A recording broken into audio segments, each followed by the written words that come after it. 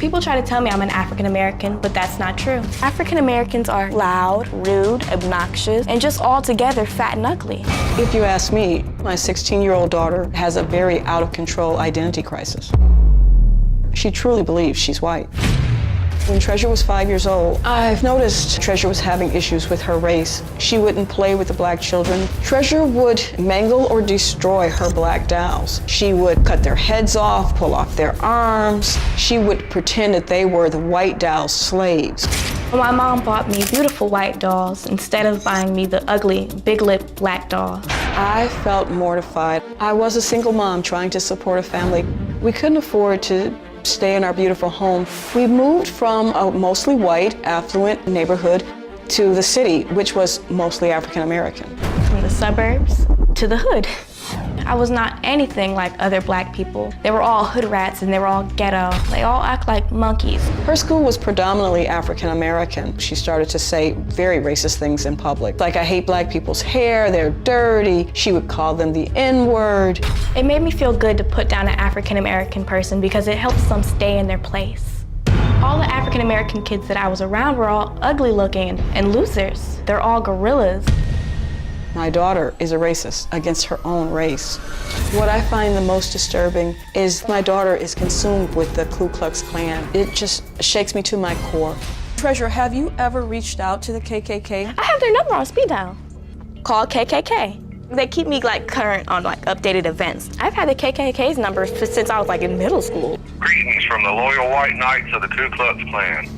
Another 8 chimp out, this time in Washington, D.C. 20-year-old silverback gorilla tried passing a parked bus, then struck it with her car. I identify with the Ku Klux Klan because the way they believe is just so smart. White is right. White power. To ask if you've ever gone to their website, that's me. Oh, yeah, you've done it. Yeah, website. I figured as much. Ooh, that's just awful. Yeah, of course I've been to their website. That's just awful. My daughter does spend a lot of time on social media. I don't even look at her Facebook page. It's too painful. I don't care what other people think. I'm gonna do what I want. As a parent, I kept expecting her to just outgrow it and thinking she would change. I pretty much was like an ostrich, put my head in the sand, and it's getting worse. Okay, you're shocked by this, right? Mortified. And I want to tell you, I'm interested in doing this story because I think it's a teachable moment, and not for sensationalistic shock value because of some of the outrageous things that she says. I don't think she's doing them to get attention. I think she's doing them because this is how she actually feels and believes. Yes. Would you agree? Yes, I do. She says she's white.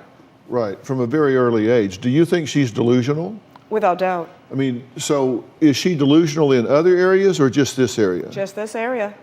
Okay, now when she showed up the other day and she met one of our very able producers, which she discovered on meeting her, I guess she had talked to her on the phone, but on meeting her, that she was in fact black. Yes. She was very taken aback. Very awkward, reluctant to even shake her hand. Wow, it doesn't surprise me.